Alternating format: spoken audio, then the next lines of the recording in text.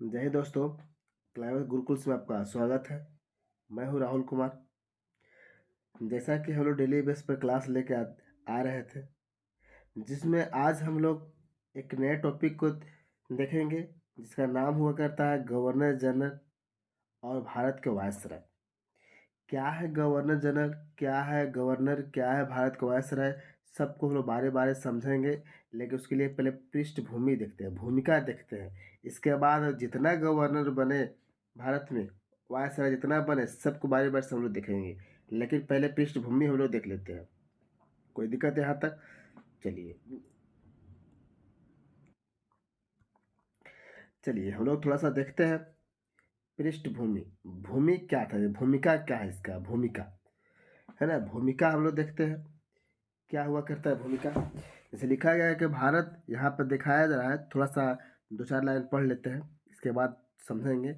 अभी तुरंत ही भी हम लोग हर एक गवर्नर के बारे में देखेंगे कि कौन सा गवर्नर के कार्यकाल में क्या होते हैं, और कौन सा गवर्नर जनरल के कार्यकाल में क्या होते हैं, और कौन सा वायसराय कार्यकाल में क्या होते हैं भारत में। ये सब चीज़ को हम लोग देखेंगे।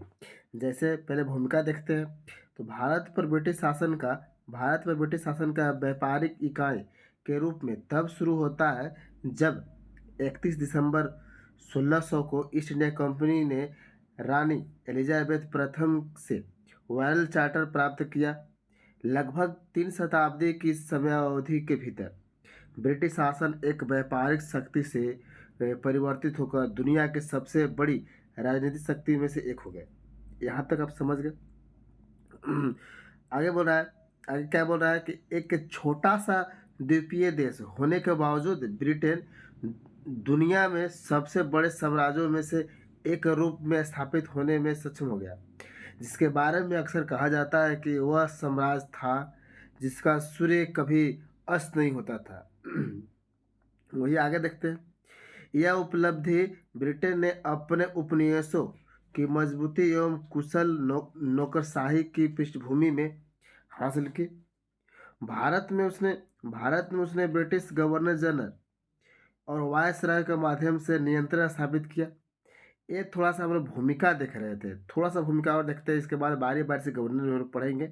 घबराने की कोई ज़रूरी नहीं है, है ना। आगे चलिए, आगे देखते हैं क्या लिखा गया है।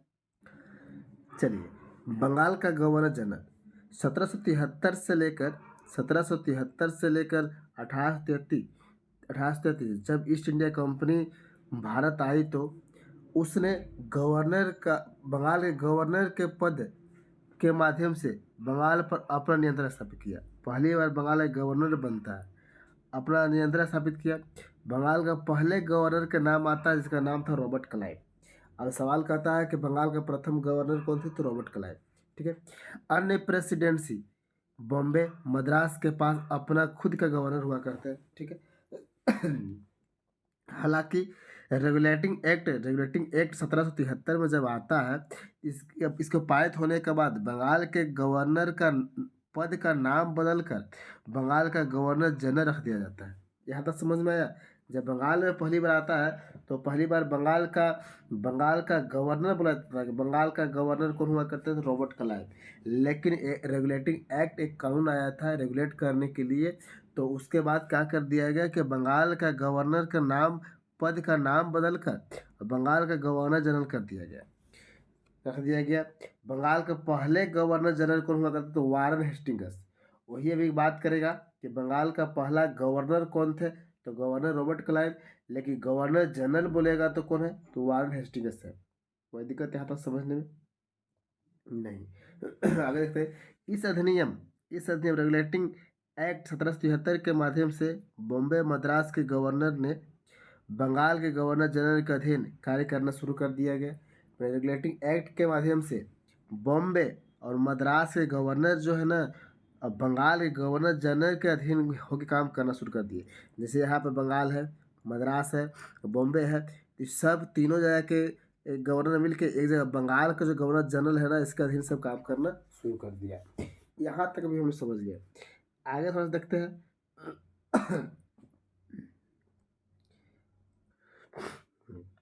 वह सर आप देख रहे हैं 1858 से लेकर 1947 वर्ष वर्ष 1857 के विद्रोह के बाद कंपनी का शासन को समाप्त कर दिया गया और भारत ब्रिटिश ताज के अधीन नियंत्रण काम करना शुरू कर दिया। बोल रहा है कि 1800 भारत सरकार अधिनियम 1858 पारित जब होता है, इसके बाद भारत के गवर्नर जनरल का नाम बदलकर अब क्या कर दिया गया, भारत का वायसराय। तो आपसे सवाल करता है कि भारत के गवर्नर जनरल का नाम बदलकर भारत का वायसराय कर दिया गया किस एक्ट के तहत, तो भारत सरकार अधिनियम 1858। वही अगला बात करते हैं पॉइंट कि वायसराय को सीधे ब्रिटिश सरकार द्वारा नियुक्त किया जाता था। वायसराय सीधे क्या किया जाता था, ब्रिटिश सरकार द्वारा नियुक्त किया जाता था। भारत के पहले वायसराय के बारे में आएगा तो थे लॉर्ड कैनिंग। लॉर्ड कैनिंग के बारे में आता है कि 1 नवंबर 1858 को 1858 को क्या बने थे, वायसराय बने थे। 1858 को, सॉरी 1858 आएगा, 1 नवंबर 1858 को बनाया गया था। लेकिन अब हम लोग पढ़ते हैं कि किसका समय काल क्या था। जैसे लिखा गया है कि भारत के महत्वपूर्ण गवर्नर जनरल, वायसराय तथा उनसे संबंधित महत्वपूर्ण घटनाएं के बारे में हम लोग अब समझते हैं कि क्या था इनका घटना।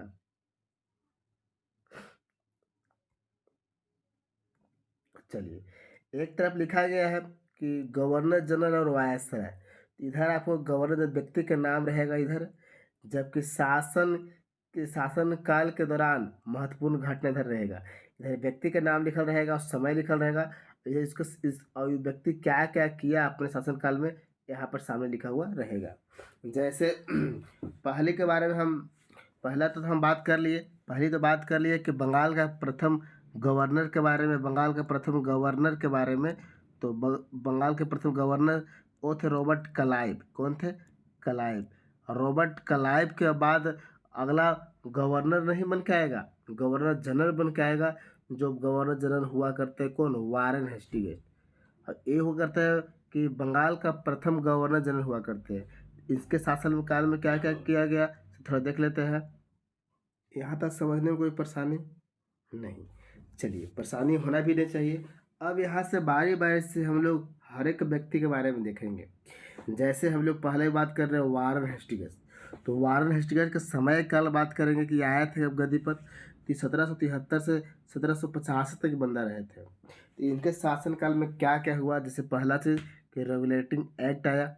कब आया, रेगुलेटिंग एक्ट आया। इसी के समय पिट्स इंडिया एक्ट आया, ठीक है, 1784 में। और 1781 में एक्ट ऑफ सेटलमेंट आता है, ये भी आपको देखने के लिए मिल जाएगा, है ना। और 1774 में रोहिल्ला का युद्ध देखने के लिए मिलता है। तो किसके शासनकाल में, तो रॉबर्ट वारेन हेस्टिंग्स के शासनकाल में देखने के लिए मिलता है। अगला पॉइंट, वर्ष 1775 से लेकर 82 तक प्रथम मराठा युद्ध, और वर्ष 1782 में सालबाई की संधि देखने के लिए मिलता है। वही बात कर रहे हैं अगला पॉइंट, वर्ष 1780 से 84 में दूसरा मैसूर युद्ध देखने के लिए मिलता है। यहाँ तक आप समझ गए। अब इसी के समय में वारेन हेस्टिंग्स के समय में क्या किया गया था कि बनारस के जो राजा हुआ करते हैं चैत सिंह के साथ है इनका विवाद हो गया था। और विवाद होने के बाद नंद कुमार को फांसी दे दिया गया। अवध के बेगम जो हुआ करते हैं उससे ही क्या कहते, वारेन हेस्टिंग्स जबरदस्ती काम करता था। जबरदस्ती मतलब धाक जमाता था। इसके कारण क्या कर दिया गया कि वारेन हेस्टिंग्स जो हुआ करते हैं इनको वापस इंग्लैंड बुला लिया गया। अब इंग्लैंड बुलाने के बाद इन पर महाभियोग चलाया गया। तो अब सवाल आता है कि भारत का कौन सा गवर्नर जनरल था भारत में कौन अंग्रेज शासक था जिस पर महाभियोग लगाया गया, तो वो आपको देखने के लिए मिलते हैं कौन, तो वारेन हेस्टिंग्स। वारेन हेस्टिंग्स मिलते हैं। इन्हीं के शासनकाल में अब बात करते हैं कि 1784 में एशियाटिक सोसाइटी ऑफ बंगाल का न्यू डलाया था। एशियाटिक सोसाइटी ऑफ बंगाल का न्यू डलाया था। इन्हीं के शासनकाल में बंगाल के दैद शासन के समाप्त किया गया था। दैद शासन के समाप्त, वारेन हेस्टिंग्स के समय में दैद शासन समाप्त किया गया, लेकिन रॉबर्ट क्लाइव के समय में दैद शासन लगाया गया था। कब लगाया गया था, तो 1757 में लगाया गया था। 1757 में लगाया गया था, है ना।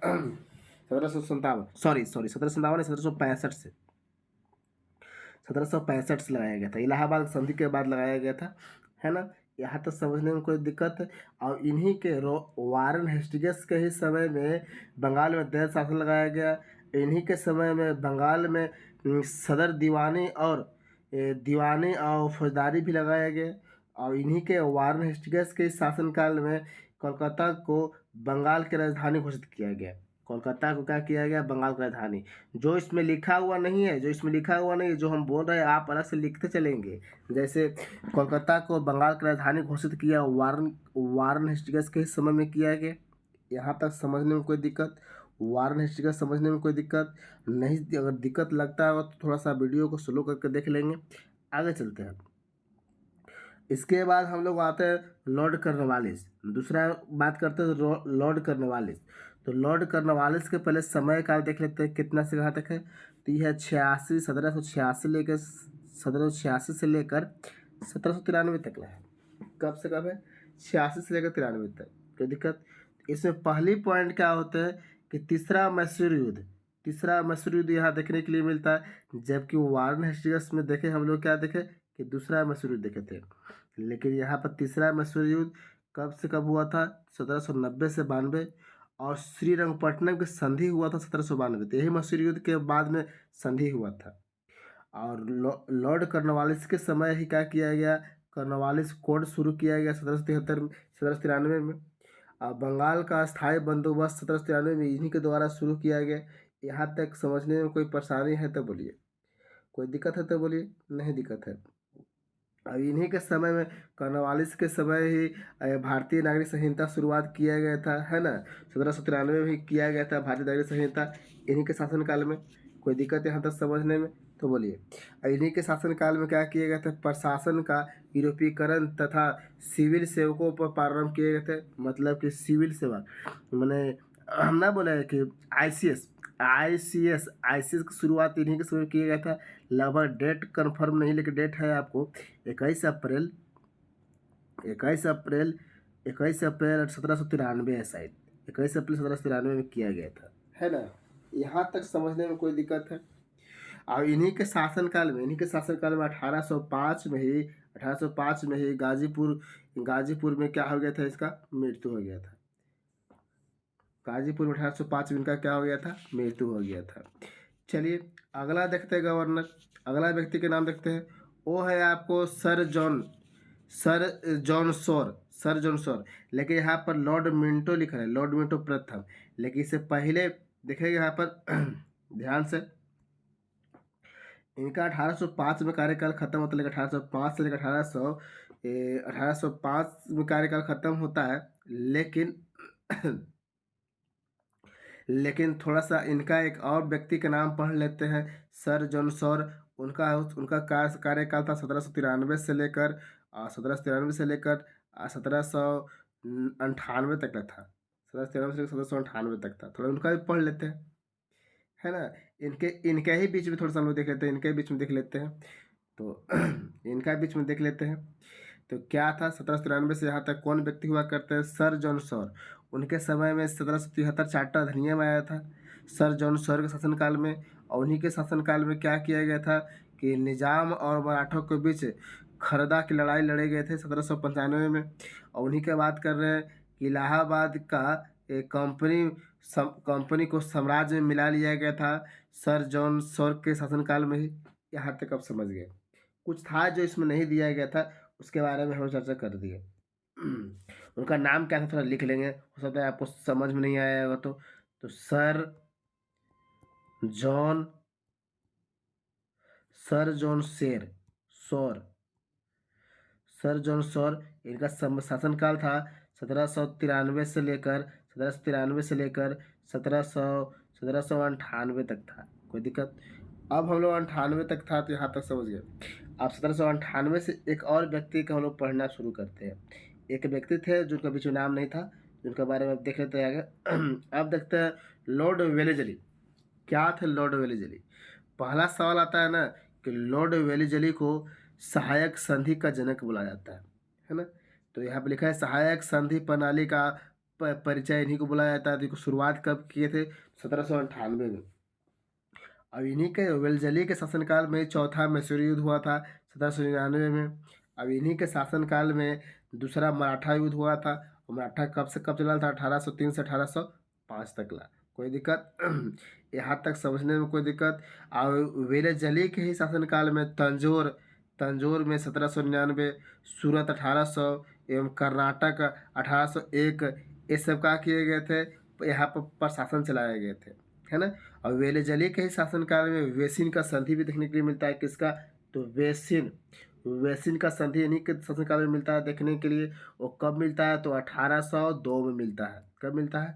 1802 में। तो यहाँ तक आपको समझ में आया वेलेजली। वेलेजली को ही सहायक संधि बोला जाता है। इस सहायक संधि क्या था, थोड़ा समझ लेते हैं। सहायक संधि कि ये जो वेलेजली क्या बोलते थे राजा लोग के, कि हम आपको सपोर्ट करेंगे, हम आपको सेना देंगे, सब कुछ हम आपको देंगे, आपको दूसरे राजा जो आप पर आक्रमण करते हैं, लूटते हैं, उससे हम बचाएंगे, अपना सेना देंगे, हम सहायता करेंगे, लेकिन उसके बदले में आपको हमको धन देना होगा। यही बुलाया जाता है सहायक संधि। कोई दिक्कत यहाँ तक समझने में? चलिए आगे देखते हैं हम लोग। अब हम लोग आते हैं, ये लॉर्ड मिंटो दिया गया है, लॉर्ड मिंटो प्रथम दिया गया है। लेकिन लॉर्ड मिंटो प्रथम से ही पहले एक व्यक्ति के नाम सुन लेते हैं, जिनका मतलब थोड़ा बहुत चर्चा है, लेकिन उतना चर्चा है नहीं, इतना पढ़ना जरूरी नहीं है इतना गहराई में, लेकिन थोड़ा सा देख लेते हैं।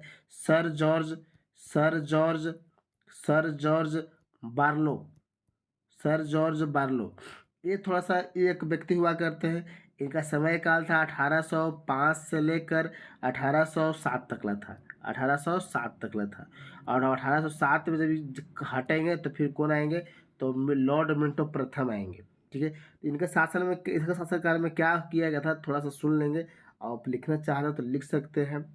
तो बेलोर का सिपाही विद्रोह हुआ था इनका समय में, फेमस था। वो था 1806 में हुआ था। 1806 में बेलोर का फिर सुनेंगे, बेलोर का सिपाही विद्रोह, भिलोर का सिपाही विद्रोह। भिलोर, तो वही भिलोर के आपको आगे देखने के लिए 1857 क्रांति में बहुत अच्छा भूमिका इनका है। ये भिलोर में क्या हुए थे, तो भिलोर में सबसे बड़ा अंग्रेज, भिलोर का विद्रोह के कारण क्या था समझ लेंगे। क्या था कि यहाँ पर पगड़ी पगड़ी जो मुरठा बांधते हैं और तिलक जो टीका लगाता है, इस पर अंग्रेज लोग विरोध कर रहे थे। वो अंग्रेज लोग, लेकिन वास्तव में अंग्रेज लोग देते थे पगड़ी बांधने के लिए, कहते थे कि परमिट है, लेकिन पगड़ी बांधने में बहुत हरामीपन वो लोग करते थे। क्या करते थे कि पगड़ी में चमड़ी का प्रयोग करते थे। अच्छा बताइए, जैसे आप इतिहास पढ़ते, इतिहास में जानते हैं कि जो मुस्लिम लोग सुअर से बहुत दूर तक रिश्ता रखते हैं, बहुत दूर दूर तक। ठीक है, और वही हिंदू में बात करते हैं तो हिंदू में गाय वगैरह से भी दूर दूर रखते हैं। तो यहाँ पर क्या होता है कि यहाँ पर हिंदू और मुस्लिम के सुअर के चर्बी और गाय के चर्बी को मुरठा के बारे में, जैसे 1857 क्रांति आप थोड़ा बहुत पढ़े होंगे। इसमें क्या हुआ था, कारतूत में सुअर और मांस का चमड़ी था, सुअर का गाय का। ठीक है, लेकिन भिलोर में था, वो पगड़ी और तिलक का विवाद किया गया था। तिलक मतलब टीका लगाना। यही चलते यहाँ पर यही चलते यहाँ पर क्या किया गया था, भिलोर में सिपाही विद्रोह किए थे। यहाँ तक आप समझ गए। अब आइए हम लोग मिंटो, ज़्यादा गहराई में नहीं चलेंगे, लेकिन चलेंगे। यहाँ मिंटो आते हैं। तो मिंटो क्या कहते हैं, मिंटो के समय में क्या क्या हुआ था। तो मिंटो प्रथम यहाँ पर है, वो मिंटो द्वितीय हम लोग पढ़ेंगे उधर 1909 के आसपास में, है ना। तो यहाँ लॉर्ड मिंटो प्रथम है। तो रणजीत सिंह के साथ अमृतसर के संधि करते हैं। एक चीज़ आपको मिलता है कि रणजीत सिंह के साथ अमृतसर की संधि 1809 में किया जाता है। चलिए, इसमें एक ही वो हुआ करता है, लॉर्ड मिंटो प्रथम में। अब हम लोग बात करते हैं वारेन हेस्टिंग्स। हाँ, वारेन हेस्टिंग्स में थोड़ा सा कुछ ज़्यादा पढ़ना एग्जाम के व्यू से, थोड़ा सा देखते हैं वारेन हेस्टिंग्स। तो वारेन हेस्टिंग्स, आइए क्या है वारेन हेस्टिंग्स। वारेन हेस्टिंग्स के शासनकाल में बात करते हैं कि पहला एंग्लो मैंने आंग्ल नेपाल युद्ध देखने के लिए मिलता है 1814 से 1816 के बीच। कोई दिक्कत? और सुगौली का संधि भी इन्हीं के शासनकाल में मिलता है, 1816 में मिलता है। यही आंग्ल और नेपाल के बीच युद्ध होता है, तो लास्ट में संधि होता है, सुगौली का संधि। इनके वारन हेस्टिंग्स के समय में तीसरा मराठा युद्ध देखने के लिए मिलता है। वो आपको 1817 से लेकर 1819 तक, और मराठा परिसंघ का विघटन भी देखने के लिए मिलता है। सबसे बड़ी फेमस इनका यही है कि रैयतवाड़ी प्रणाली का स्थापना इन्हीं के समय में किया गया था। और कब किया गया था? तो 1820 में। रैयतवाड़ी, रैयतवाड़ी के बारे में बात करते हैं तो ये 1820 में किया गया था। कोई दिक्कत यहाँ तक? लेकिन ये वारन हेस्टिंग्स से तो वो अलग पोस्ट हुआ करते हैं, लेकिन इन्हीं के समय में मद्रास के एक गवर्नर हुआ करते हैं जिनका नाम था थॉमस मुनरो। थॉमस मुनरो के द्वारा रैयतवाड़ी बंदोबस्त लागू किया गया था। कब लागू किया गया था? तो 1820 में।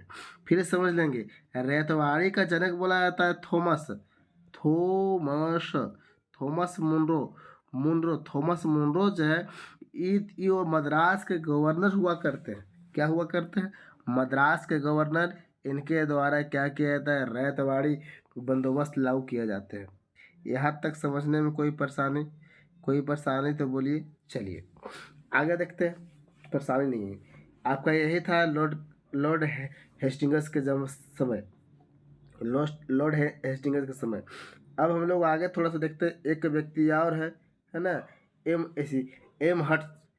एम हट्स के बारे में बात करें, लॉर्ड एम हट्स, ये आपको 23 से लेकर 28 तक रहते हैं। इसमें एक चीज़ आता है बहुत फेमस, वो पहला बर्मा युद्ध। पहला बर्मा युद्ध जो हुआ था 24 से लेकर 26 तक हुआ था। पहला बर्मा युद्ध जो था 24 से लेकर 26 तक। अब इन्हीं के शासनकाल में भरतपुर का अधिग्रहण भी हुआ था। क्या हुआ था? तो भरतपुर का अधिग्रहण, भरतपुर का अधिग्रहण, भरतपुर का अधिग्रहण। तो अधिग्रहण जो हुआ था, अधिग्रहण वो कब हुए थे? तो 1826 में। 1826 में। कोई दिक्कत? लेकिन आपसे पूछता है कि पहला वर्मा युद्ध तो लॉर्ड एमहर्ट्स के समय भी हुआ था। चलिए अब हम लोग अगला देखते हैं, अगला व्यक्ति के देखते हैं, अगला व्यक्ति का नाम देखते हैं। और वो है William Bentinck, Lord William Bentinck. Lord William Bentinck से थोड़ा सा कुछ ज़्यादा ही हम लोग चर्चा भी करेंगे, लेकिन इसमें दो चीज़ का देवे किया है। क्या दिया गया है? कि सती प्रथा का उन्मूलन 1829 में, और इन्हीं के समय में 1833 चार्टर एक्ट आया था। तो काम इतने में ख़त्म कर देंगे? नहीं। अब देखते हैं। अभी हम बोले कि सती प्रथा का उन्मूलन किया गया था, ठीक है।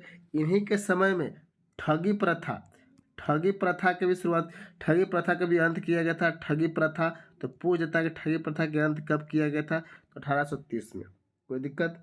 अब इन्हीं के समय में बोलते हैं कि मैसूर 1831, दुर्ग 1834 एवं कछार जो क्षेत्र होता है, मध्य कछार 1834 में साम्राज्य में मिलाया गया था, विलय किया गया था अंग्रेज साम्राज्य में। कहाँ कहाँ? तो मैसूर 1831, दुर्ग जो है 1834, और मध्य कछार जो है 1834 में कंपनी साम्राज्य में विलय किए गए थे। कोई दिक्कत? और इन्हीं के समय लॉर्ड विलियम बेंटिंग के ही समय में रणजीत सिंह के साथ नियंत्रण मित्रता की संधि किए गए थे। विलियम बेंटिंग ही मित्रता का संधि किए थे। और विलियम बेंटिंग के ही समय के बारे में बात करते हैं कि लॉर्ड कॉर्नवालिस द्वारा स्थापित प्रांतीय अपीलीय एवं भ्रमणकारी न्यायालयों की समाप्ति की गई। यहाँ बात कर रहे थे। तो यही आपका विलियम बेंटिंग के ज़माने में हम बात कर रहे हैं। आप कमेंट करके बताएंगे, कमेंट करके कि विलियम बेंटिंग जो सती प्रथा के अंत किए थे तो किसके मदद से किए थे, है ना। वो कौन व्यक्ति हुआ करता है जिसके मदद से सती प्रथा अंत किया गया? ये ठगी प्रथा के बारे में आता है। ठगी प्रथा के बारे में तो लॉर्ड विलियम बेंटिंग के ही समय में क्या किया गया कि 1830 में ठगी प्रथा का अंत किया गया, है ना। लॉर्ड विलियम बेंटिंग के ही समय में 1833 चार्टर एक्ट आया था। इसके तहत क्या किया गया, थोड़ा सा आप जानते होंगे, नहीं जानते हैं तो आगे हम चर्चा करेंगे, है ना। आइए विलियम बेंटिंग के बारे में हम लोग देख लिए। अब विलियम बेंटिंग के बाद हम लोग एक दो और के नाम देखते हैं, जिसके जैसे हम लोग बोलते हैं लॉर्ड मेटकॉफ। लॉर्ड मेटकॉफ ये ऑकलैंड है ना, ऑकलैंड से पहले थोड़ा सा चलते हैं, ऑकलैंड से थोड़ा सा पहले, तो जिसका नाम हुआ करता है लॉर्ड मैककॉफ। लॉर्ड मैककॉफ जो हुआ करते हैं, lord Mackoff, lord Mackoff, lord Mac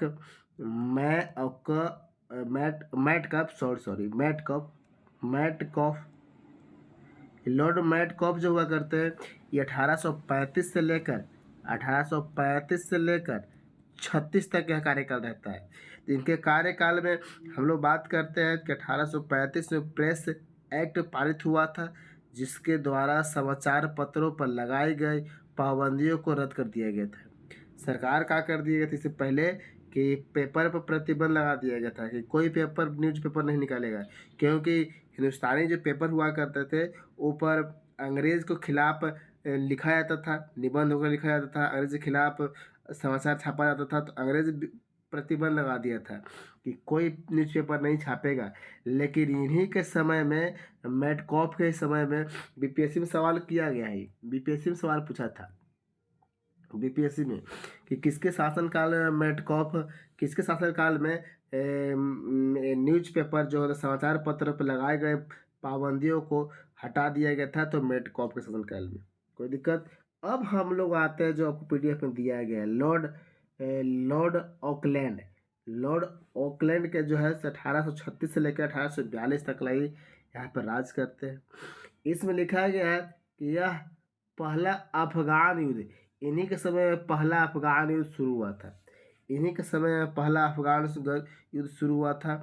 अब इन्हीं के समय में, ऑकलैंड के ही समय में राजा रणजीत सिंह जो है, राजा रणजीत सिंह का मृत्यु हो गया था। इन्हीं के शासनकाल में राजा रणजीत सिंह का मृत्यु हो गया था। तो कब हुआ था? 1839 में। कब हुआ था? 1839 में। कोई दिक्कत? आप बताएंगे कि इनका जन्म कब हुआ था? आप बताएंगे कि इनका जन्म कब हुआ था? बताया कमेंट करके। चलिए आगे हम लोग ऑकलैंड के बाद हम लोग देखते हैं। ऑकलैंड के बाद आपको यहाँ लिस्ट में दिया गया है, क्या दिया गया है? लॉर्ड हार्डिंग प्रथम। लॉर्ड हार्डिंग प्रथम। तो लॉर्ड हार्डिंग प्रथम से थोड़ा सा पहले एक और गवर्नर के बारे में चर्चा कर लेते हैं, जिनका एक और व्यक्ति के बारे में चर्चा कर लेते हैं, जिसका नाम था एलन बरो। एलन बरो 1842 से लेकर 1844 तक राज करते हैं। एलन बरो, एलन बरो, एलन बरो 1842 से लेकर 44 तक ला। इनका समय में क्या किया गया था? इनसे समय किया गया था कि सिंध का विलय किया गया था। सिंध को अपने साम्राज्य में मिला लेते हैं अंग्रेज लोग। वो कब मिलाते हैं? 1843 में। 1843 में मिलाते हैं। 1843 में इन्हीं के समय काल में मिलाया जाता है। अब इन्हीं के समय काल में ग्वालियर के साथ युद्ध हुआ था। इन्हीं के समय में ग्वालियर का युद्ध हुआ था, ग्वालियर के साथ युद्ध हुआ था। और एक चीज़ और आता है, इन्हीं के समय में हम लोग दास प्रथा, क्या चीज? दास प्रथा। दास प्रथा के बारे में बोला था कि 1843 में क्या किए गए थे? समाप्त किए गए थे इन्हीं के शासनकाल में। इनके शासनकाल में तो इनका नाम था एलन बरो। एलन बरो के शासनकाल में ये बात को चर्चा किए गए थे। अब हम लोग आते हैं लॉर्ड हार्डिंग प्रथम। अब क्या आते हैं? तो लॉर्ड हार्डिंग प्रथम, जो हम लोग को पढ़ना पीडीएफ में दिया गया है, लॉर्ड हार्डिंग प्रथम। तो जैसे लॉर्ड हार्डिंग प्रथम का लिखा गया है कि इनके समय में क्या लिखा गया है कि पहला आंग्ल सिख युद्ध 1845 से लेकर 46 तक, और लाहौर का संधि हुआ था 1846 में। आंग्ल सिख युद्ध के बाद तुरंत 46 युद्ध समाप्त होता है, तो लाहौर की संधि होती है। इन्हीं के शासनकाल में, लॉर्ड हार्डिंग प्रथम के शासनकाल में, देखो ये जो लिखा गया है, प्रथम लिखा गया है, प्रथम। इन्हीं के शासनकाल में कन्या भ्रूण हत्या का उन्मूलन जैसे सामाजिक सुधार इन्हीं के समय में किया गया था कि कन्या को हत्या नहीं कर सकते हैं, या इसी को हम बोल सकते हैं कि सामाजिक सुधार तथा बालिका हत्या तथा नरबलि की प्रथा रोक लगाया गया था। नरबलि, लॉर्ड हार्डिंग प्रथम के समय नरबलि प्रथा जो है से समाप्त किया गया। कन्या भ्रूण हत्या समाप्त किया गया। ये सब इन्हीं के शासनकाल में, लॉर्ड हार्डिंग प्रथम के शासनकाल में। अच्छा, आप कमेंट करके बताइएगा समझ में आ रहा है कि नहीं आ रहा है। आप इसको एक बार दो बार देखेंगे, और जैसे आपको नोट पीडीएफ मिल रहा है वैसे इसको आप लिख के याद करेंगे। लिख के याद करने से थोड़ा सा बेहतर समझ में आएगा, है ना। थोड़ा सा क्लास के पीछे टाइम देना होगा आपको, टाइम तो देना होगा। शुरुआत तैयारी कर रहे हैं तो आपको टाइम देना होगा। आप चाहेंगे कि खटाखट देख के निकल जाए, काम चल जाए, तो नहीं चलने वाला है। हाँ, आपको लगेगा कि अभी याद हो गया, लेकिन वैसा कुछ याद होने वाला नहीं है। अब हम लोग लॉर्ड हार्डिंग प्रथम को तो पढ़ लिए, अब हम लोग पढ़ते हैं, नीचे दिया गया है लॉर्ड डलहौजी। लॉर्ड डलहौजी के बारे में बहुत ज़्यादा चर्चा करना है। पहला क्या है? पहला कि दूसरा आंग्ल सिख युद्ध। पहला आंग्ल सिख युद्ध हम किए लॉर्ड हार्डिंग प्रथम के समय में। ये सवाल आते हैं कि प्रथम आंग्ल सिख युद्ध किसके बीच में हुआ, दूसरा आंग्ल सिख युद्ध किसके बीच में हुआ। तो दूसरा आंग्ल सिख जो है किसके समय में हुआ था, तो लॉर्ड डलहौजी के समय काल में। लॉर्ड डलहौजी के समय काल में ही बोला जाता है कि निचले वर्मा अधिग्रहण के बारे में बात करते हैं तो 1852। तो निचले वर्मा अधिग्रहण क्या है भाई, तो थोड़ा सा रुकिए। डलहौजी के समय में ही व्यापीगत के सिद्धांत पर परिचय किया गया। इन्हीं के समय में वुड डिस्पैच शुरू किया गया 1854 में। 1854 में शुरू किया गया और बहुत से प्रांत को क्या किया जा रहा था, हड़पा जा रहा था। वर्ष 1953 में बॉम्बे से थाने को जोड़ने वाली पहली रेलवे लाइन बिछाया गया था इन्हीं के समय में। तो कितना किलोमीटर चला था, तो 34 किलोमीटर चला था इन्हीं के समय में। कोई दिक्कत, इन्हीं के समय में डलहौजी के समय में शुरू किया गया था, है ना। और डलहौजी के समय में आता है, अभी तो हम बात किए यहाँ पर कि पहला, अभी बात क्या किए कि 1853 में बॉम्बे और थाने को जोड़ने वाले पहली रेल लाइन चलाया गया था। तो दूसरी रेल लाइन के बारे में ही पूछता है कि दूसरी रेल लाइन कहाँ से कहाँ चलाया गया था। तो पहली का हम बात कर रहे हैं 1853 में, 16 अप्रैल 1853 में थाने से, बॉम्बे से थाने के बीच 34 किलोमीटर। दूसरा बात करेंगे तो 1854 में, अगले साल, वो कोलकाता से रानीगंज के मध्य चलाया गया था। पहली बात क्या कर रहे हैं कि पहला, यहाँ देखेंगे थोड़ा सा लिखते ही चलते हैं। प्रथम तो लिखा गया 1853, लेकिन दूसरा बात करेगा तो 1854। कब, 1854। वो कहाँ से था, तो कलकत्ता, कलकत्ता से रानीगंज। कहाँ, तो रानीगंज, रानीगंज। अब तो ये हम बॉम्बे से थाने के बीच में बता दिए कि 34 किलोमीटर चलाए गए थे ट्रेन। लेकिन अब बताएंगे कि कोलकाता से रानीगंज चलाया गया दूसरा ट्रेन। पहला तो बॉम्बे से कोलकाता, दूसरा रानीगंज से कोलकाता से रानीगंज कितना किलोमीटर था, इस चीज़ को आप बताएंगे। डलहौजी डलहौजी डलहौजी के शासनकाल में बहुत कुछ हुआ, बहुत कुछ। जैसे आपको देखने के लिए मिलता है कि टेलीग्राफ डाक सुविधा 40,000 मील लंबी शुरू किया गया। डाक सुविधा इन्हीं के समय में चालू चालू किया गया, ठीक है। जो लाइन लाइन बिछाए गए थे, कोलकाता, बॉम्बे, मद्रास, पेशावर आपस में सब जोड़े गए थे, है ना। और ये डाक सेवा मात्र 2 पैसा था। डाक सेवा में कितना रुपया लगता था, 2 पैसा शुल्क पर राष्ट्रीय डाक सेवा प्रारंभ किए गए थे कि 2 पैसा में आपको काम हो जाता था। पूछता है कि जो डलहौजी के द्वारा डाक सेवा शुरू किया गया तो कितना पैसा पर, तो 2 पैसा खर्चा होता था। कोई दिक्कत यहाँ तक। डलहौजी के समय में गंगा नहर को खोल दिया गया था 1854 में। गंगा नहर बनाए गए थे। और डलहौजी के समय में बात करें कि प्रत्येक प्रांत में लोक निर्माण विभाग की स्थापना किया गया डलहौजी के समय में। डलहौजी के समय में आपको विधवा पूर्ण विवाह अधिनियम आया था 1956 में। विधवा पूर्ण विवाह अधिनियम 1956 में आया था। डलहौजी के समय में पेशवा के पेंशन की समाप्ति की गई थी। पेशवा लोग जो हुआ करते हैं, पेशवा का जो पेंशन दिया गया था, इसको समाप्त किया गया था। डलहौजी के समय में बहुत से क्षेत्र को हड़पा गया था। जैसे हड़पने वाला का नाम पूछता है, बोलता है कि हड़पे गई पहला राज्य कौन था, तो राज्य के बारे में बहुत से आते हैं। जैसे पहला सतारा है। सतारा, इस सतारा हड़पा गया था 1948 में। सॉरी 1848 में। और इसके बाद आया था जैतपुर। जैतपुर जैतपुर जो है से जैतपुर, संबलपुर 1949 में। उदयपुर 1952 में। झांसी 1953 में। नागपुर 1954 में। अवध 1956 में। ये कंपनी जो था ना, से विलय कर लिया गया था। अंग्रेज अपने अंदर मिला लिया गया था। ये सब के बारे में हम नाम लिखवा, आप कॉपी पर लिखने की कोशिश करेंगे। ये सब था आपको डलहौजी के शासनकाल में। डलहौजी से और बहुत से सवाल बनते हैं जिसको आपका एग्जाम के भी उससे आपके इतने लिए काफ़ी है ना। अब हम लोग आते हैं डलहौजी के बाद हम लोग आते हैं कैनी। और डलहौजी के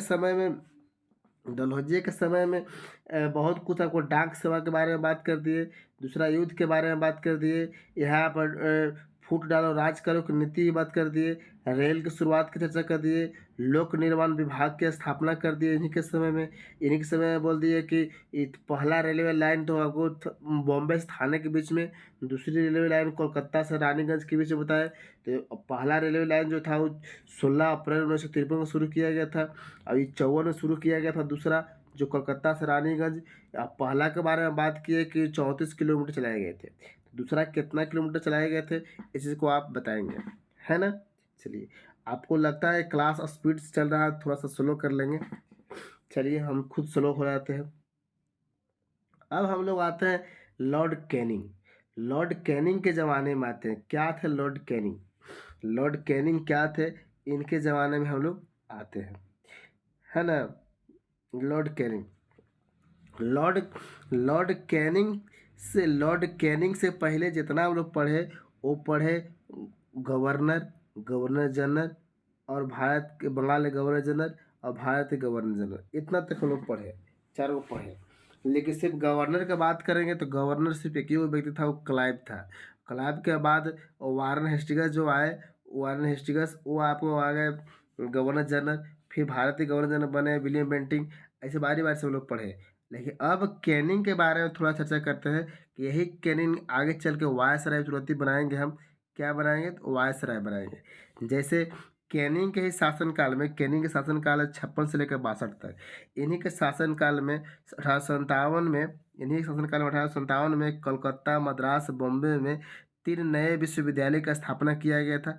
इनके शासनकाल में लिखल है कि कोलकाता, मद्रास, बॉम्बे 3 नए विश्वविद्यालय का स्थापना किया गया। कैनिंग के समय में 1857 एक क्रांति देखने के लिए मिलता है।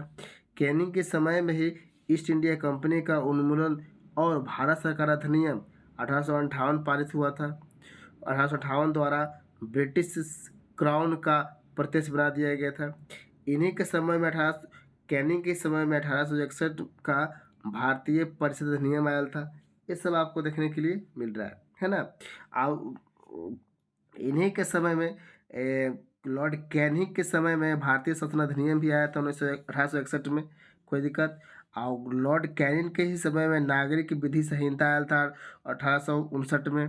भारतीय दंड संहिता 1860 में आया था। हाँ, कैनिंग के समय में आता है।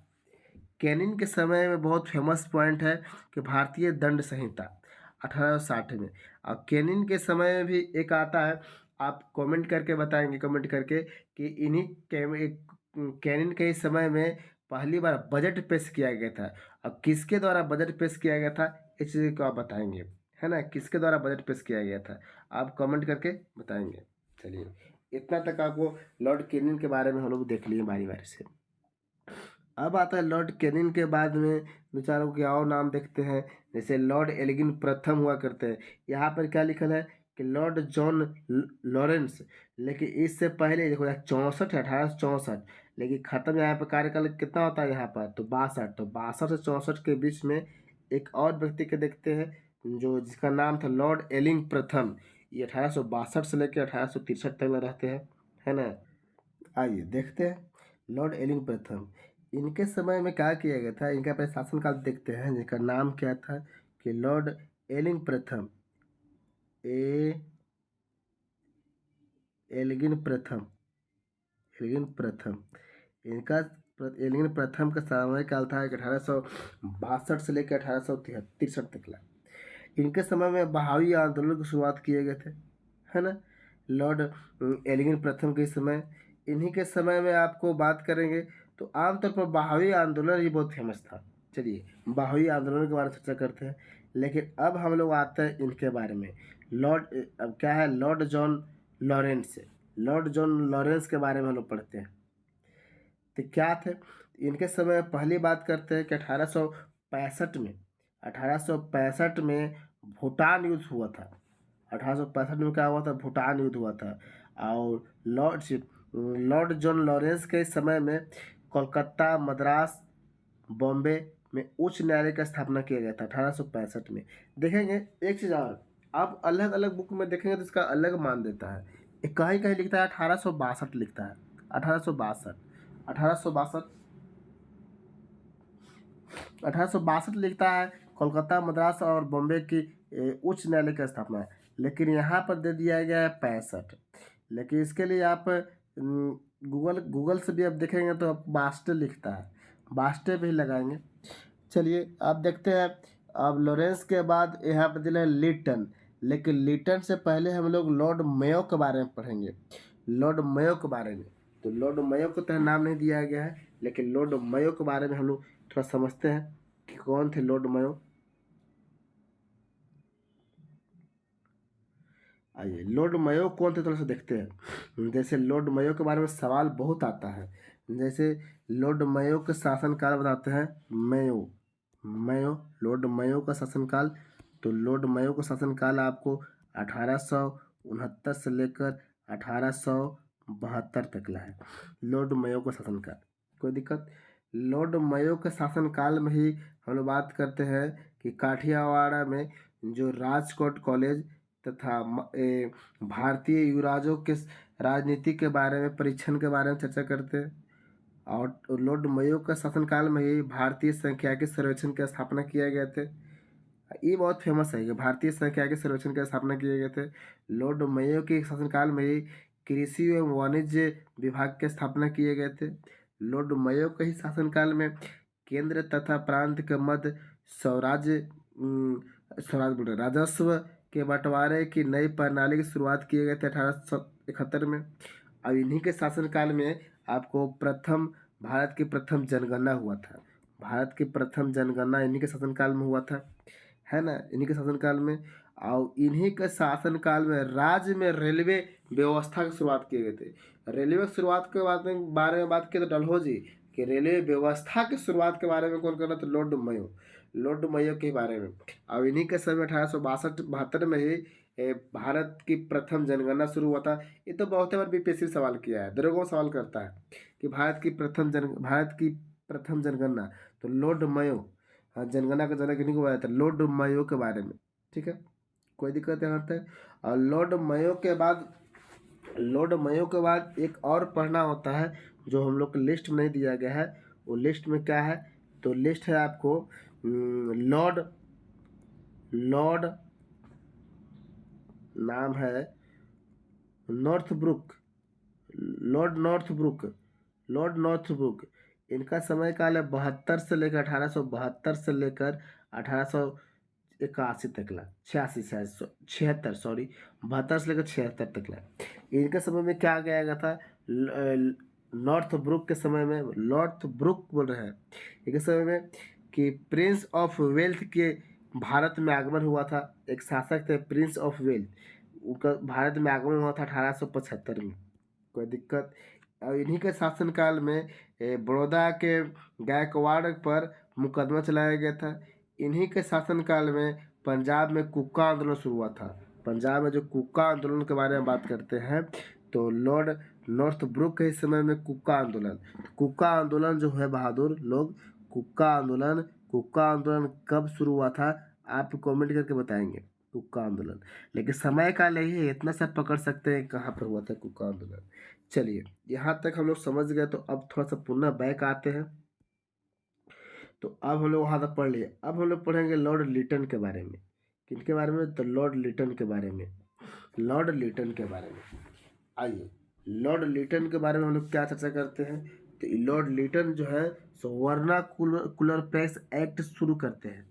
वर्नाकुलर प्रेस एक्ट लाते हैं 1878 में। और लॉर्ड लिटन के ही समय में सशस्त्र शस्त्र अधिनियम 1878 में आया था। लॉर्ड लिटन के समय में ही दूसरा अफगान युद्ध शुरू हुआ था, दूसरा अफगान युद्ध। अब इन्हीं के समय में क्वीन जो विक्टोरिया ने केसरे हिंद या भारत की सामग्री की उपाधि धारण की थी। लॉर्ड लिटन के समय में केसरे हिंद। अब बताएंगे भारत में किसको केसरे हिंद का उपाधि था? तो गांधी जी का था। किसका था? तो गांधी जी। तो पूछता है सवाल गांधी जी से कि केसरे हिंद की उपाधि गांधी जी किस आंदोलन या किस समय रिटर्न कर दिए थे, है ना, रिटर्न गांधी जी के द्वारा केसरे हिंद की उपाधि लौटा दिया गया था। तो कौन समय लौटाए थे, ये सवाल आपसे करता है। तो यहाँ तक इनके बारे में हम लोग समझ गए। लिटन के बारे में क्या समझे? वर्नाकुलर प्रेस एक्ट लाए थे। और लिटने के बारे में बोलते हैं कि आर्म एक्ट लाया गया था। या द्वितीय द्वितीय अफगान युद्ध के बारे में हम देख लिए इन्हीं के समय में। अब इन्हीं के समय में हाँ शस्त्र अधिनियम के बारे में भी बात कर लिए लॉर्ड लिटन के ही समय में। अब हम लोग आते हैं लिटन के बाद रिपन। रिपन लॉर्ड रिपन कौन थे लॉर्ड रिपन? अब इनके बारे में थोड़ा सा देखते हैं। इनका समय काल 1880 से लेकर 84 तक है। लॉर्ड रिपन लॉर्ड लिटन जो है सो वर्नाकुलर प्रेस एक्ट लाते हैं। रिपन लिटन लाने वाले हैं, जबकि रिपन क्या है, निरस्त करने वाले, हटाने वाले हैं। तो यह कन्फ्यूजन हो जाता है रिपन और लिटन में। तो देखिए लिटन तो पहले ए आता है, फिर आता है आर। तो लिटन लिटन लाने वाले वर्नाकुलर प्रेस एक्ट, जबकि रिपन आएंगे तो क्या कर देंगे, इसको हटा देंगे। और आया था 1878 में, 1878 में, जबकि हटा कब, 1882 में। कोई दिक्कत यहाँ तक नहीं। और रिपन के समय पहला कारखाना अधिनियम लाया गया था 1881 में। रिपन के ही समय में स्थानीय स्वशासन पर सरकार का संकल्प 1872 में आया गया था, 1882 में। रिपन के समय में इल्बर्ट बिल विवाद आया था। इल्बर्ट बिल विवाद आया था कब, 1883-84 में। लिटन के समय ही शिक्षा पर हंटर आयोग आया था। शिक्षा पर हंटर आयोग के बारे में बात करें लिटन के रिपन के ही समय में, कोई दिक्कत। और रिपन के ही समय में बात करता है कि अफगानियों से संधि किया गया था 1881 में। अफगानियों से संधि किया गया था 1881 में, कोई दिक्कत यहाँ तक। लिटन और रिपन के समय में मैसूर के शासक को गद्दी वापस लौटा दिया गया था। इसी के समय में रिपन के समय हम बात कर रहे हैं, वर्नाकुलर प्रेस एक्ट समाप्त लिख दिया गया यहाँ पर। रिपन के समय में क्या कर रहे हैं कि सर विलियम हंटर की अध्यक्षता में शिक्षा आयोग का गठन किया गया था 1882 में। मतलब हो रहा है कि सर विलियम हंटर के अध्यक्ष में शिक्षा आयोग का गठन किया गया था। किसके अध्यक्षता में, तो हंटर आयोग की अध्यक्षता में। और लॉर्ड रिपन के समय में अस्थायी स्वशासन संबंधित सरकारी प्रस्ताव भी आया था 1882 में। ये सब आपको लिटन के समय में, रिपन के समय में है। रिपन इसके बारे में, तो रिपन लिटन वाला तो कहानी हमने पढ़ लिए, लिटन की कहानी तो यहाँ पढ़ लिए, लेकिन रिपन की कहानी यहाँ पढ़ रहे हैं। लिटन जो है से वर्नाकुलर प्रेस एक्ट लाने वाले थे, जबकि रिपन जो क्या थे, इसको हटाने वाले थे। कोई दिक्कत, ये सवाल आता है। और हंटर आयोग जो शिक्षा विभाग में सर विलियम हंटर जो है, वो हंटर के अध्यक्षता में शिक्षा आयोग की नियुक्ति किया गया था। वो कब किया गया था, तो 1882 में। कोई दिक्कत। अब आते हैं लॉर्ड डफरिन। तो लॉर्ड डफरिन वाला गाना सुने होंगे कि डफरी वाले डफरी बजा, सुने होंगे। चलिए आगे देखते हैं। लॉर्ड डफरिन डफरिन के बारे में बात करते हैं। तो क्या था डफरिन, डफरिन के बारे में क्या क्या हुआ था पहले देखते हैं। पहला चीज, तीसरा वर्मा युद्ध देखने के लिए मिलता है डफरिन के समय में, कब, 1885 से लेकर 1886 तक। और सबसे बड़ा फेमस पॉइंट ये है कि डफरिन के समय में ही भारतीय राष्ट्रीय कांग्रेस का स्थापना किया गया था 1885 में। 1885 में भारतीय राष्ट्रीय कांग्रेस का स्थापना किया गया था। और भारतीय राष्ट्रीय कांग्रेस का स्थापना किए गए थे, कहाँ किए गए थे बहादुर लोग, तो वास्तव में हो रहा था इसका बैठक होना था पुणे में। कहाँ होना था, पुणे में। लेकिन पुणे में प्लेग फैल जाने के कारण आगे कहाँ, तो बॉम्बे में आ गए। और बॉम्बे में आ गए, गोकुल दास तेजपाल संस्कृत विश्वविद्यालय में इसका स्थापना किया गया था, है ना। अच्छा जानते हैं कि जब स्थापना किया गया था तो पहला अधिवेशन हुआ था, उसमें कितने सदस्य थे, तो 72 सदस्य थे, है ना। इसके बारे में अच्छे से जानते होंगे कि 72 में लोग कहाँ, बॉम्बे से कितना थे, यूपी से, उत्तर प्रदेश से कितना थे, संयुक्त प्रांत से कितना थे, मद्रास से कितना थे, ये चीज़ हम बता चुके हैं। और नहीं तो आपका प्ले लिस्ट में पड़ा हुआ है कांग्रेस की लिस्ट, लगभग 5 से 6 क्लास हुआ कांग्रेस का, कांग्रेस को आप देख सकते हैं। चलिए आगे देखते हैं। रिपन के बारे में आप समझ गए। और रिपन के बाद हम लोग आते हैं, क्या चीज लिखा हुआ है कि लॉर्ड हेंसडाउन के बारे में देखते हैं। इनका समय काल है 1888 से लेकर 1894 तक। 1888 से लेकर 1894 तक। तो क्या थे ये, इनके बारे में देखते हैं। इनके समय में क्या पारित किया गया, तो कारखाना अधिनियम आया था 1891 में। इन्हीं के समय में बहुत फेमस पॉइंट है कि भारतीय परिषद अधिनियम 1892 आया था। 1892 इन्हीं के समय में आया था। अब इन्हीं लॉर्ड हैंसडाउन के समय में डुरंड आयोग की स्थापना किया गया। किसका स्थापना किया गया? डुरंड आयोग के। जिसे कहने का मतलब है कि भारत और अफगानिस्तान के मध्य सीमा निर्धारण डुरंड आयोग के अध्यक्षता में किया गया था। कब किया गया था? तो 1893 में किया गया था। 1893 में। इन्हीं के समय में बात कर रहे हैं कि सिविल सेवकों का इंपीरियल की शुरुआत किए गए थे। इन्हीं के समय में बात करते हैं भारत परिषद अधिनियम की शुरुआत किया गया। यहाँ तक आप समझ गए। अब आते हैं लॉर्ड लॉर्ड हालांकि लॉर्ड कर्जन से पहले फिर पढ़ना है एल्गिन द्वितीय के बारे में। एल्गिन द्वितीय के बारे में आप जानते होंगे, और ना भी जानते तो चलिए उसको कोई दिक्कत नहीं है। हम लोग आते हैं कर्जन, लॉर्ड कर्जन जो बचपन से था दुर्जन। आते हैं कर्जन और दुर्जन के बारे में देखते हैं, है ना। इसको इसको दुर्जन कहा जाता था। ये जो थे सरदार वल्लभ भाई पटेल को दुर्जन बोलते थे। दुर्जन क्या बोलते थे? दुर्जन। आइए हम लोग आते हैं कर्जन के ज़माना में। कर्जन के ज़माना में, है ना। तो लॉर्ड कर्जन का समय काल हुआ करता है 1899 से लेकर 1905 तक। तो इन कर्जन के समय में बहुत कुछ होता है, लेकिन थोड़ा देखते हैं। पहला पॉइंट क्या लिखा गया है कि मुस्लिम आयोग की नियुक्ति किया गया 1902 में। ठीक है, 1902 में मुस्लिम आयोग को नियुक्ति किया गया। अब मुस्लिम बोल रहे हैं, सॉरी, पुलिस आयोग की नियुक्ति किया गया। दूसरा लिखा है कि विश्वविद्यालय आयोग की नियुक्ति किया गया। कब? 1902 में। भारतीय विश्वविद्यालय अधिनियम आया 1904 में। बंगाल विभाजन हुआ था 1905 में। इस पीडीएफ में तो इतने दिया गया है, लेकिन अब हम जो बोल रहे हैं उसको ध्यानपूर्वक सुनेंगे और कॉपी पर नोट करेंगे। क्या है? क्या 1902 लिखा गया था कि पुलिस प्रशासन के सुधार के लिए पुलिस प्रशासन के सुधार के लिए एंड्रू फ्रेजर की अध्यक्षता में पुलिस आयोग का गठन किया गया था। इनका इधर गवर्नर था, इधर गवर्नर बोल रहे हैं, वायसराय था। कर्जन वायसराय था।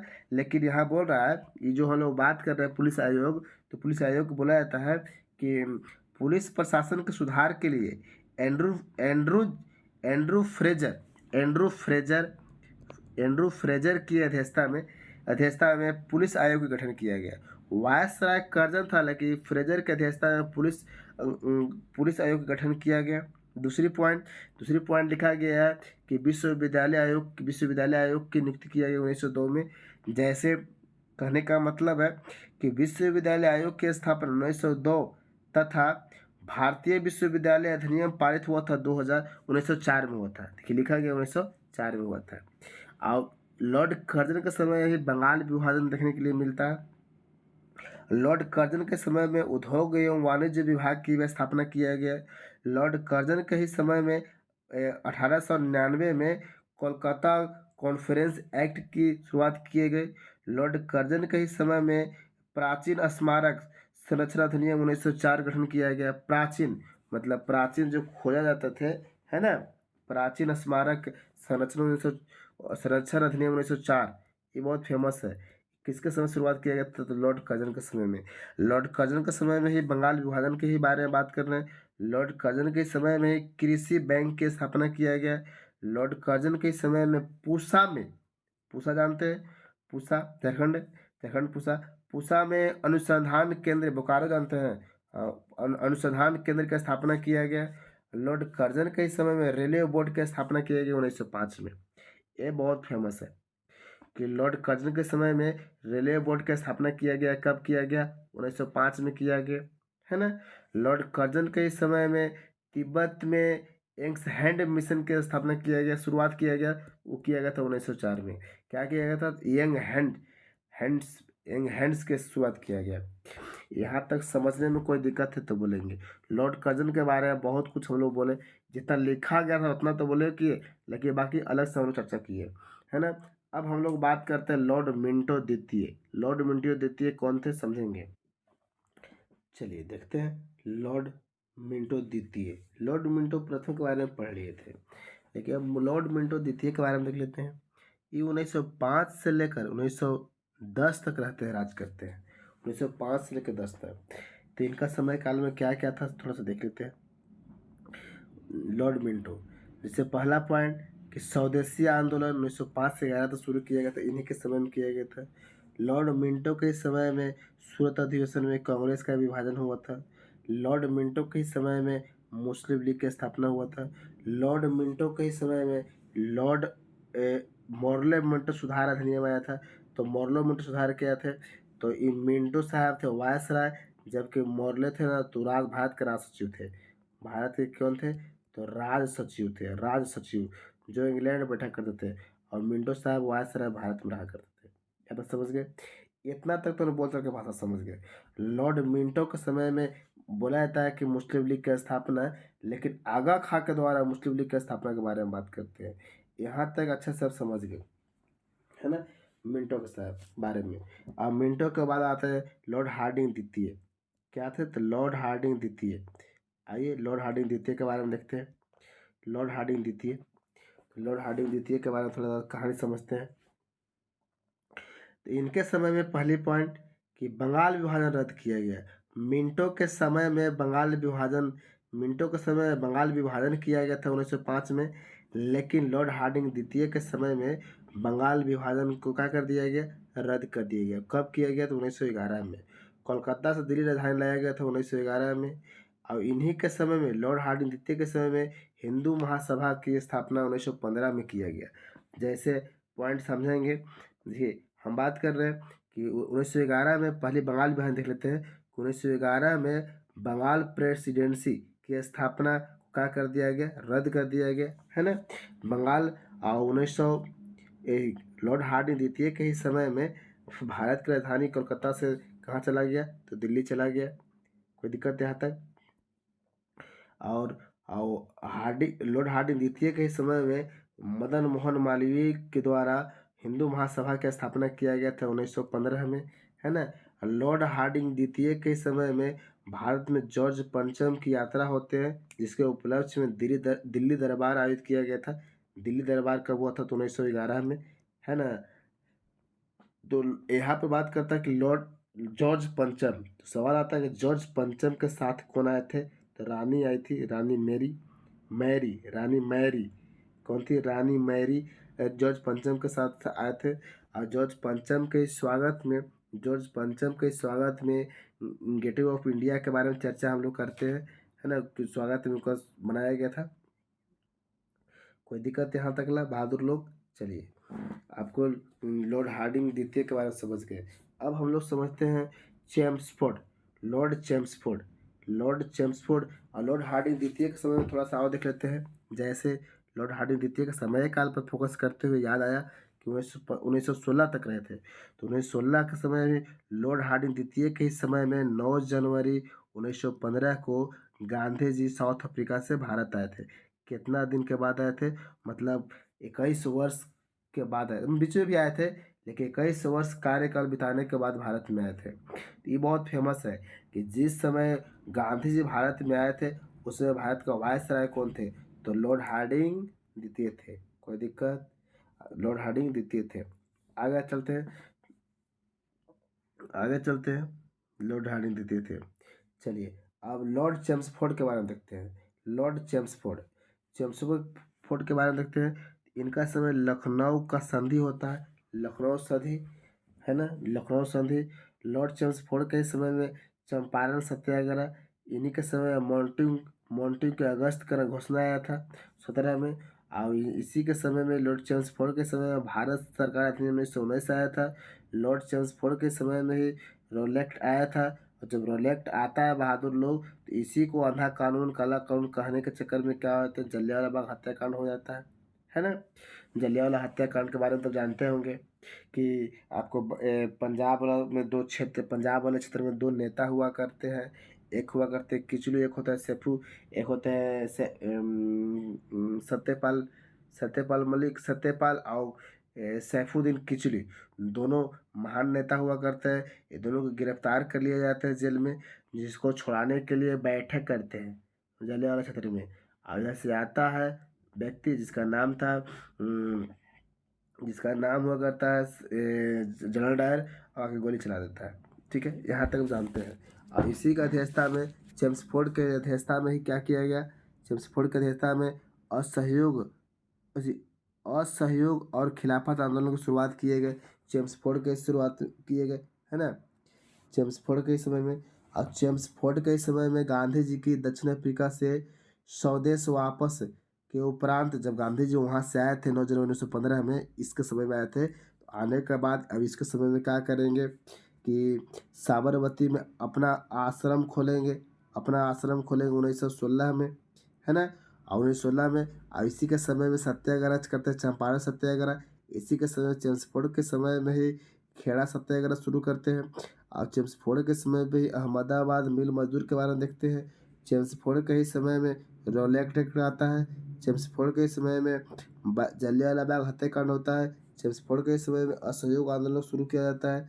और चेम्सफोर्ड के समय में पूना में महिला विश्वविद्यालय का स्थापना 1916 में, तथा शिक्षा व्यवस्था में सुधार लाने के लिए सैंडलर कमीशन की नियुक्ति किया जाता है 1917 में। कौन सा commission? Sandler Sandler Sandler Sandler commission की नियुक्ति किया जाता है 1917 में।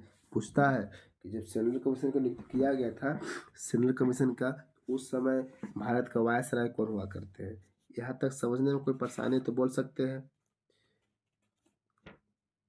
अब इन्हीं के समय में हम बात करते हैं कि इनका समय काल जान ही रहे हैं कि 16 से 21 तक ला है। तो चेम्सफोर्ड के ही ज़माने में बोलते हैं कि 1 अगस्त 1920 को क्या हुआ था कि असहयोग आंदोलन शुरू हुआ था। लेकिन शुरू होने से पहले बात करते कि 1 अगस्त 1920 को बाल गंगाधर तिलक की मृत्यु हो गया था। कोई दिक्कत यहाँ तक ला? कोई दिक्कत यहाँ तक है बोलिए? कोई दिक्कत यहाँ तक है बोलिए? कोई दिक्कत यहाँ तक है बोलिए? नहीं। यह समय असहयोग आंदोलन जब शुरू हुआ था 1 अगस्त 1942, 1 अगस्त 1920, सॉरी 1 अगस्त 1920।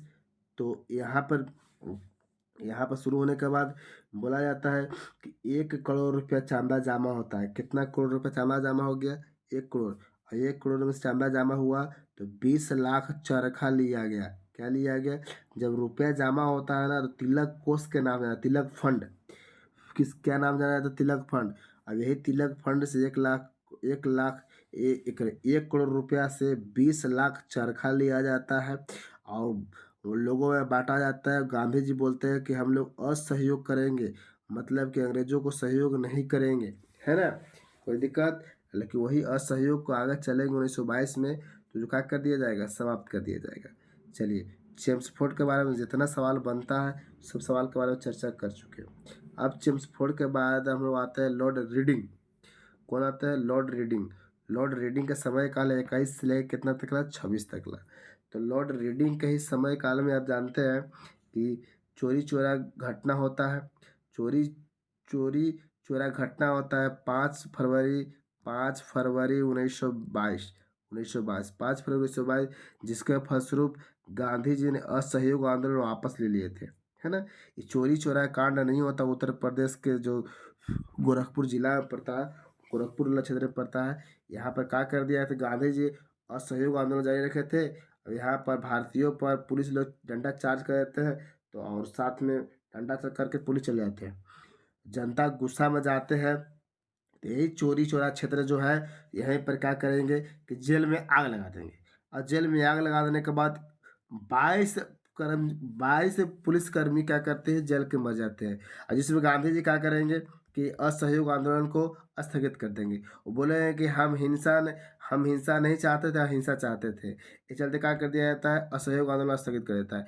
और असहयोग आंदोलन स्थगित करने के लिए किसका भूमिका होता है? चोरी चोरा कांड। न चोरी चोरा कांड होता है, न असहयोग आंदोलन समाप्त होता है। कोई दिक्कत? अब यहीं देखते हैं रीडिंग के ही समय में असहयोग आंदोलन वापस के बारे में तो बात कर दिए। इन्हीं के समय में बात करते हैं कि स्वराज पार्टी का स्थापना। हालांकि स्वराज पार्टी का स्थापना 1923 लिखेंगे, 22 से लिखा गया है, 1923 लिखेंगे। स्वराज पार्टी का स्थापना कौन करते हैं? तो चित्तरंजन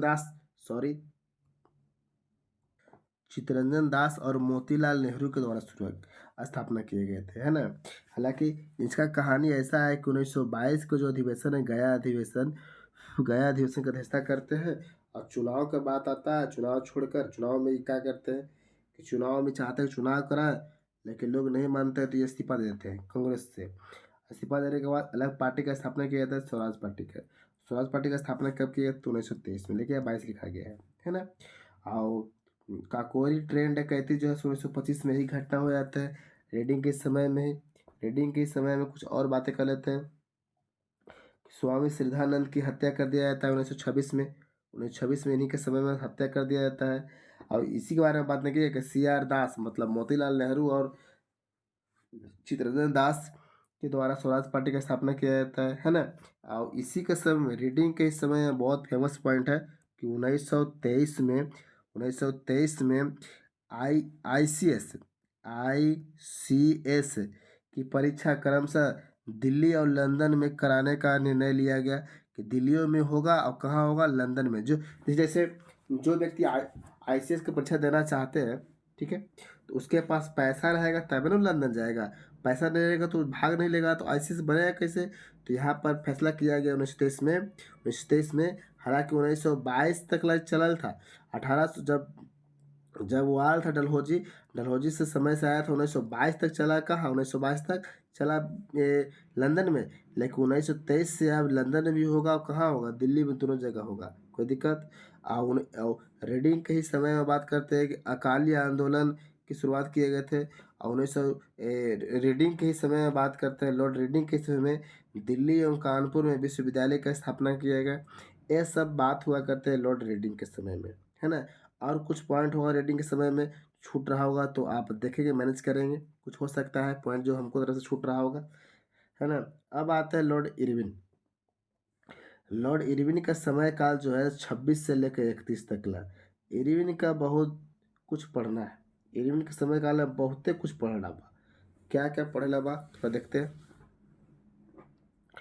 इरविन के समय में पहला चीज इरविन के बारे में बात कर रहे हैं कि इरविन के समय में हम लोग बात कर रहे हैं कि साइमन कमीशन का भारत में आगमन। हालांकि भारत में आगमन साइमन कमीशन का भारत में 3 फरवरी 1928 का आया था। कब आया था, 3 फरवरी 1928 के। लेकिन ये वहाँ पर बना था 27 से बन गया था, लेकिन कहीं कहीं 27 देता है, कहीं 28 देता है। लेकिन हालांकि भारत में यात्रा किया था 1928 में। और कितना फरवरी को, 3 फरवरी 1928 को। आगे देख रहे हैं कि हरकोट बटलर भारतीय राज्य आयोग 1927 बनाया गया इन्हीं के समय में। नेहरू रिपोर्ट पेश किया गया था लॉर्ड इरविन के समय ही। और इरविन के द्वारा दीपावली मनाया गया था 1929 में इरविन के द्वारा, ठीक है। और इसे इरविन के जमाना में बात कर रहे हैं। कांग्रेस का लाहौर अधिवेशन पूर्ण स्वराज कांग्रेस का लाहौर अधिवेशन पूर्ण स्वराज 1929 में मनाया गया, है ना। और इरविन के समय में दांडी मार्च और सविनय अवज्ञा आंदोलन शुरू किया। लॉर्ड इरविन के समय में पहला गोलमेज सम्मेलन शुरुआत किया गया। प्रथम गोलमेज सम्मेलन इरविन के समय में ही गांधी इरविन पैक्ट की शुरुआत किया बात बैठक हुआ था। कब हुआ था, 1931 में। 1931 में 1932 में 1932 लिखना चाहिए था, हालांकि 31, ठीक है। इरविन के समय में हम लोग इरविन के ही समय में बात करेंगे। जैसे लाहौर की बात किए, किधर गए लाहौर, लाहौर के बात कर रहे हैं तो लाहौर के सहायक पुलिस अधीक्षक सैंडर्स की हत्या कर देने के बाद दिल्ली विधानसभा के कक्ष में बम विस्फोट भी किया गया। सैंडर्स की हत्या करने के बाद बम विस्फोट भी किया। लाहौर षड्यंत्र केस एवं लंबे उपवास के कारण कारागार में जतिन दास की मृत्यु हो जाते हैं। लंबे उपवास के कारण क्या होता है कारागार में, इन्हीं के समय में पूछता है कि जतिन दास की मृत्यु 1929 में हुआ था। उस समय का वायसराय कौन था, तो लॉर्ड इरविन था, है ना। इन्हीं के समय में दिल्ली में ट्रेन बम विस्फोट की घटना हुआ था 1929 में। लॉर्ड इरविन के समय में ही किया गया था, है ना। लॉर्ड इरविन समझौता के बारे में बात, और लॉर्ड इरविन के समय में क्या किए, पूर्ण स्वराज के बारे में बात किए, है ना। और लॉर्ड इरविन के समय में सबने, यहाँ पे लिखा गया है, लॉर्ड इरविन के समय में ही सविनय अवज्ञा आंदोलन प्रारंभ करके गांधी जी दांडी यात्रा शुरू कर देते हैं। लॉर्ड इरविन के समय में इरविन द्वारा दीपावली घोषणा किया गया। ये सब हम लोग अच्छा से जानते हैं, कोई दिक्कत। 1931 में क्या किया गया कि लॉर्ड इरविन के साथ बैठक किया गया। बैठक करने के बाद से सविनय अवज्ञा आंदोलन स्थगित कर दिया। इरविन ने बैठक करता कि चलिए आप गांधी जी गोलमेज सम्मेलन में भाग लीजिए। तो देखिए अब आता है गोलमेज सम्मेलन। तो गोलमेज सम्मेलन लंदन में बैठक था, है ना। तो लंदन में बैठक था गोलमेज सम्मेलन। तो इसमें गांधी जी जो हुआ करते हैं कांग्रेस की तरफ से हुआ करते हैं। तो कांग्रेस की तरफ से गांधी जी थे, लेकिन गांधी जी नहीं जाते हैं गोलमेज सम्मेलन में। सवाल आता है कि कांग्रेस ये क्या बोलते हैं, गोलमेज सम्मेलन 3 बार हुआ। तो प्रथम गोलमेज सम्मेलन, दूसरा गोलमेज सम्मेलन, तीसरा गोलमेज सम्मेलन, तो आपको ना पहला में ना तीसरा में कोई गोलमेज सम्मेलन में भाग नहीं लेते हैं कांग्रेस मतलब गांधी जी। लेकिन दूसरा गोलमेज सम्मेलन में गांधी चले जाते तो कांग्रेस चला गया, है ना? ये बात करते हैं।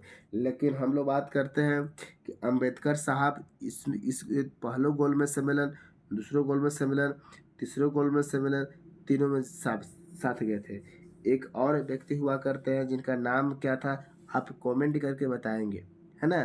कि दो व्यक्ति है, हिंदू महासभा से वो व्यक्ति थे जिनका नाम था सप्रू, राय बहादुर सप्रू थे, राय बहादुर सप्रू नाम हुआ करता है। वो भी अम्बेडकर के साथ तीनों गोलमेज सम्मेलन में भाग लिए थे। कोई दिक्कत यहाँ तक ना? चलिए अब हम लोग आगे देखते हैं,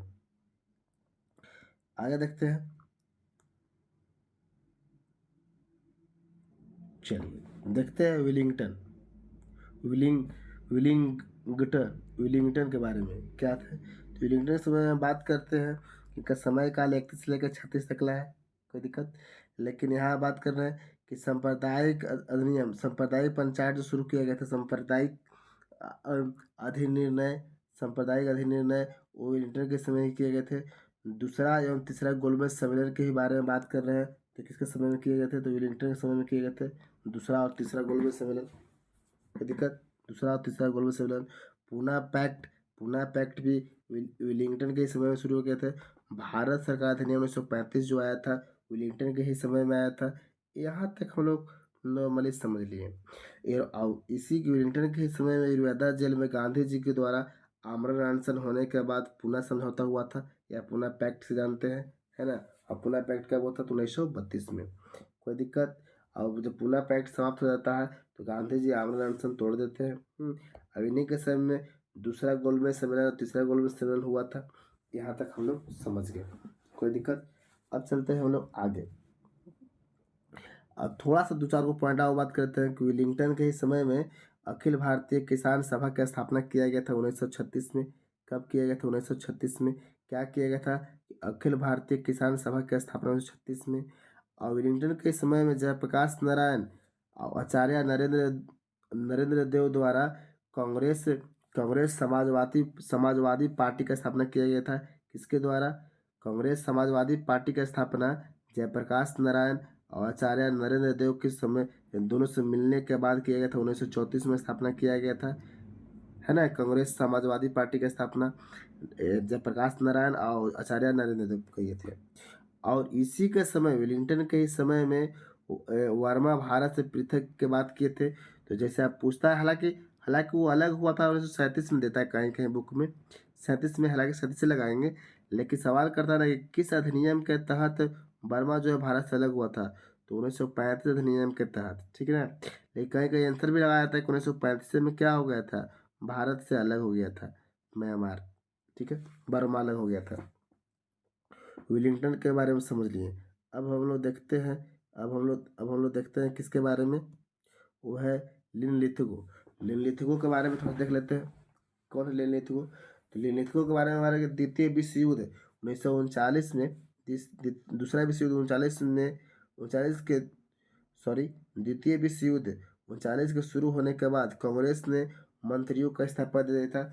जब दूसरा विश्व युद्ध शुरू हो जाता है, बिना भारतीयों को बताए और भारतीयों की लिस्ट में नाम दे दिया जाता है, तो भारतीय लोग क्या करते हैं कि बहुत सा कांग्रेस क्या करते हैं, इस्तीफा दे देते हैं। और विलिंगटन के समय में पूरा त्रिपुरी संकट मतलब त्रिपुरी अधिवेशन हुआ था, जिसमें सुभाष चंद्र बोस अध्यक्षता कर रहे थे। और वो क्या करते हैं कि पार्टी छोड़ के और नए फॉरवर्ड ब्लॉक की गठन करते हैं। कब करते हैं? 1939 में सुभाष चंद्र बोस के द्वारा फॉरवर्ड ब्लॉक की स्थापना किया गया। और विलिंगटन के समय में मुस्लिम लीग के द्वारा लाहौर संकल्प शुरू किया गया। और क्या था कि मुसलमानों के लिए अलग राज्य की मांग किया गया 1940 में। विलिंगटन के समय में भारत में अगस्त प्रस्ताव आया था।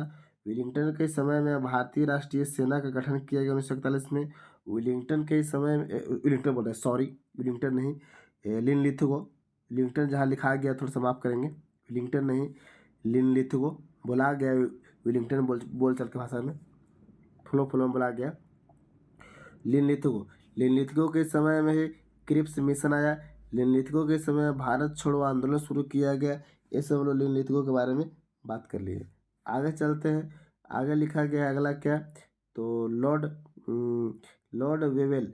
लॉर्ड वेवेल, हालांकि लॉर्ड वेवेल के बारे में चर्चा कर लेते हैं। लॉर्ड वेवेल के बारे में, तो लॉर्ड वेवेल के बारे में बात करते हैं। 44 से 47 सी राजगोपालाचारी सिया फार्मूला इन्हीं के समय लाया गया था। वेवेल के समय में सी राजगोपालाचारी फार्मूला लाया गया था वेवेल के समय में। यहाँ तक कोई दिक्कत। और वेवेल के समय में शिमला समझौता हुए थे। वेवेल योजना भी लाया गया था 1945 में। हालांकि 1945 में वेवेल योजना लाया गया था और शिमला समझौता 1942 में हुआ था। कोई दिक्कत, कोई दिक्कत यहाँ तक। और वेवेल के समय में दूसरा विश्व युद्ध समाप्त होता है। दूसरा विश्व युद्ध शुरू कब हुआ था, 39 से लेकर 45 तक था। तो 45 में वेवेल के समय में क्या किया जाते हैं, समाप्त किए जाते हैं। कोई दिक्कत यहाँ तक ला। और वेवेल के समय में प्रत्यक्ष कार्यवाही दिवस के रूप में मनाया जाता है। क्या था प्रत्यक्ष कार्यवाही दिवस, तो मतलब कि मुस्लिम लीग के द्वारा प्रत्यक्ष कार्यवाही दिवस 16 अगस्त 1946 को 16 अगस्त 1946 को मनाया गया था, है ना। और मनाने के बाद 16 अगस्त 1946 को 46 में कोलकाता नरसंहार के नाम से भी जाना जाता है। वहाँ पर बहुत सारे लोगों को कत्ल कर दिया गया था, है ना। और गांधी जी जाते तो गांधी जी देखिए वहाँ पर लॉर्ड माउंटबेटन योजना, लॉर्ड माउंट जो होता है ना, उस समय वहाँ के सेनापति था। कौन था, लॉर्ड माउंटबेटन। वो देखते हैं क्या देखते हैं कि 50,000 सेना ले जाके हम बंगाल के लोगों को दबा नहीं सके, लेकिन गांधी जी अकेले गए तो माहौल शांत कर दिए। तो यहीं पर लॉर्ड माउंटबेटन के द्वारा उपाधि दिया जाता है, वन मैन बाउंड्री फोर्स को उपाधि दिया जाता है। गांधी जी को क्या दिया जाता है, वन मैन बाउंड्री फोर्स को उपाधि दिया जाता है। और लॉर्ड वेवेल के ही समय में हम लोग बात कर रहे हैं। वेवेल के ही समय में कि संविधान सभा के गठन के लिए चुनाव आयोजित किए गए थे, आयोजित किए गए थे। और कांग्रेस द्वारा अंतरिम सरकार की स्थापना किया गया था। कब किया गया था, 1946 में किए गए थे। कोई दिक्कत। और वेवेल के ही समय में बात कर रहे हैं कि ब्रिटेन के प्रधानमंत्री क्लेमेंट इटली के द्वारा घोषणा किया जाता है कि 20 फरवरी 1947 को घोषणा किया जाता है कि हम लोग 48 से पहले तक क्या कर देंगे, मई 1948 से पहले तक हम लोग क्या कर देंगे कि भारत को आज़ाद कर देंगे। कोई दिक्कत यहाँ तक समझने में परेशानी, कोई दिक्कत समस्या, चलिए नहीं। इसी वेवेल के समय में क्या किए गए थे, कैबिनेट मिशन का भारत में आगमन हुआ था 1946 में, लेकिन कांग्रेस ने मिशन के प्रस्ताव को स्वीकार कर दिया था। लेकिन उस समय पीछे वाले बात करेंगे ना, अगस्त प्रस्ताव तरफ चाहे क्रिस प्रस्ताव, उसको रद्द कर दिया गया था। कोई दिक्कत। आइए आइए अब हम लोग समझते हैं लास्ट। अब यही दो का आपके पास बच्चा है। एक है लॉर्ड माउंटबेटन। लॉर्ड माउंटबेटन के बारे में बात करते हैं कि जून 3 प्लान 47 था। कब आया था, जून 3 में आए थे, ठीक है। 3 जून योजना, मतलब बोला जाता है ना कि 3 जून योजना की घोषणा की गई थी, ठीक है।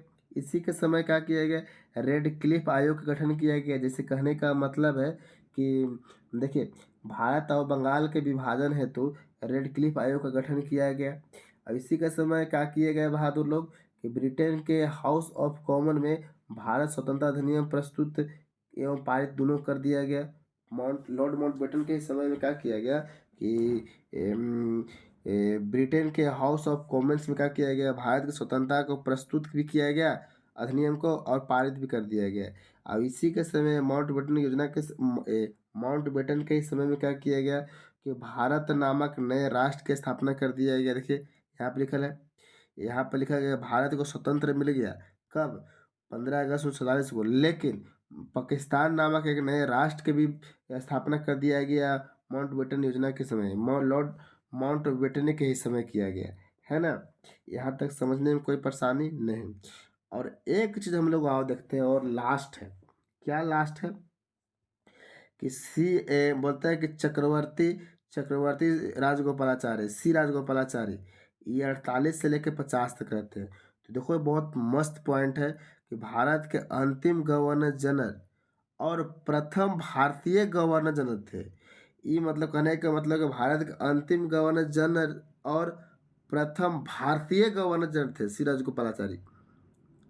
सी राजगोपालाचारी जो थे वो अंतिम थे, लेकिन प्रथम भारतीय गवर्नर जनरल थे। और वर्ष 1950 में अस्थायी रूप से यह पद माने गवर्नर जनरल का पद क्या कर दिया गया, समाप्त कर दिया गया। 1950 के बाद कोई गवर्नर जनरल का पद यहाँ पर नहीं मिला, है ना। यही था हम लोग का गवर्नर जनरल। अगर गवर्नर जनरल से कोई भी समस्या टूटी फूटी आपको लगता है तो आप कमेंट करके बता सकते हैं कि आपको यह कमी है। क्लास अच्छा लगा होगा तो क्लास को शेयर करेंगे, लाइक करेंगे। बहुत बहुत धन्यवाद। चलिए, धन्यवाद।